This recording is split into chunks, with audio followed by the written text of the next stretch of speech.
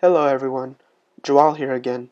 Today I will be demonstrating the protocols for both the submaximal 1 mile jog test and the 1 mile Rockport walking test for measuring the VO2 max.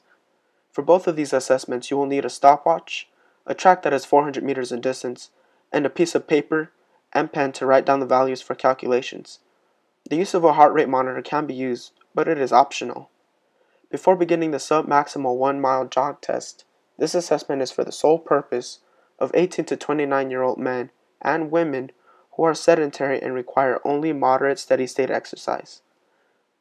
The elapsed time that the mile will be accepted in is 8 minutes for the men and 9 minutes for the women, with the heart rate not exceeding 180 beats per minute.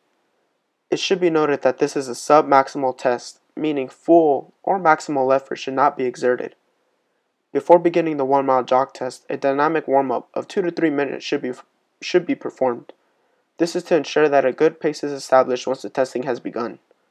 After this, the test is to be started by jogging and keeping a good pace, something that's not too fast or too slow.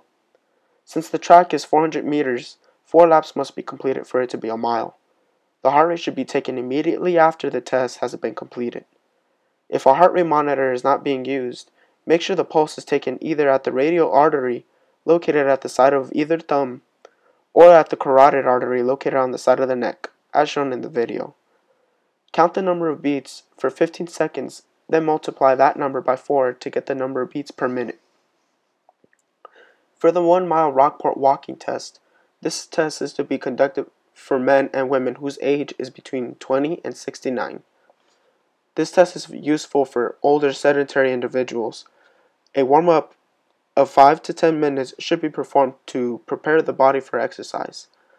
After this is completed, the test may begin. Remember, this walking test should be conducted by walking in the fastest manner possible. Upon completion, take the heart rate immediately using the same techniques as mentioned previously if there is no heart rate monitor. In addition to this, count the pulse for 15 seconds, then multiply that number by 4 to the heart beats per minute. The following equations are for calculating the VO2 max for each test respectively.